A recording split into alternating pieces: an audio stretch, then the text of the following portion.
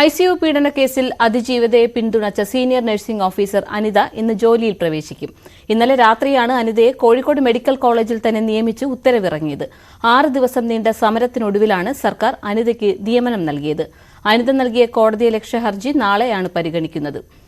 കോഴിക്കോട് നിന്നും MS അനീഷ് കുമാർ ചേരും. അനീഷ്, ഈ കോടതിയലക്ഷ്യ ഹർജി നാളെ പരിഗണിക്കുകയാണ്. എന്തുകൊണ്ടാണ് അനിതയുടെ നിയമനം വൈകി എന്നതടക്കമുള്ള കാര്യങ്ങളിൽ സർക്കാർ വിശദീകരിക്കേണ്ടി വരുമോ?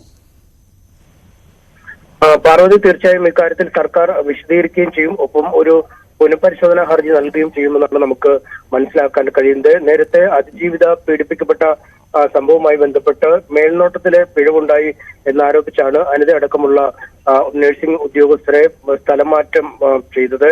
ഇതിനുശേഷം പിന്നീട് സ്ഥലം മാറ്റപ്പെട്ട 2 ജീവനക്കാർ അഡ്മിനിസ്ട്രേറ്റീവ് ട്രൈബ്യൂണലിനെ സമീപിച്ച് സ്റ്റേ നേടുകയും പിന്നീട് തിരിച്ചു എത്തുകയും ചെയ്തു. എന്നാൽ അനിതയ്ക്ക് ആദ്യം സ്റ്റേ നൽകിയ അഡ്മിനിസ്ട്രേറ്റീവ് ട്രൈബ്യൂണൽ പിന്നീട് സർക്കാരിന്റെ ഉത്തരവ് ശരിവെക്കുകയായിരുന്നു. കാരണം സർക്കാർ നൽകിയ റിപ്പോർട്ടിൽ, DMA നൽകിയ റിപ്പോർട്ടിൽ ഗുരുതരമായ മേൽനോട്ടക്കുറവ് ഇക്കാര്യവുമായി ബന്ധപ്പെട്ട് അനിതയ്ക്കുണ്ടായി എന്നാണ് ചൂണ്ടിക്കാട്ടിയത്. ഇക്കാര്യങ്ങൾ അംഗീകരിച്ച ട്രൈബ്യൂണൽ ഈ സ്ഥലമാറ്റം ശരിവെക്കുകയും ചെയ്തു. ഇതിന്റെ തുടർന്ന് പിന്നീടാണ് ഹൈക്കോടതിയെ അനിത സമീപിക്കുകയും തന്റേതായ പ്രശ്നങ്ങളുടെ പേരിൽ തന്നെ സ്ഥലം മാറ്റി, അതുകൊണ്ട് തന്നെ തിരിച്ച് കോഴിക്കോട് മെഡിക്കൽ കോളേജ് ആശുപത്രിയിലേക്ക് തന്നെ വീണ്ടും നിയമിക്കണമെന്ന് ആവശ്യപ്പെട്ടത്. ഇത് അംഗീകരിച്ച കോടതി അത്തരമൊരു ഉത്തരവിറക്കുകയായിരുന്നു. എന്തായാലും ആ ഉത്തരവിനെതിരെ കോടതിയിൽ പുനഃപരിശോധനാ ഹർജി നൽകുമെന്നാണ് സർക്കാർ അറിയിച്ചിട്ടുള്ളത്. കാര്യങ്ങൾ കോടതിയെ കൃത്യമായി ബോധ്യപ്പെടുത്തും. ഈ സ്ഥലം മാറ്റപ്പെട്ട ഉദ്യോഗസ്ഥർക്ക് ഉണ്ടായ കാര്യങ്ങൾ ബോധ്യപ്പെടുത്തുമെന്നും അറിയിച്ചിരുന്നു. ഒപ്പം ഈ കോഴിക്കോട് മെഡിക്കൽ കോളേജിലേക്ക് തിരികെ ട്രാൻസ്ഫർ ചോദിച്ച് അനിത അപേക്ഷ നൽകുമ്പോൾ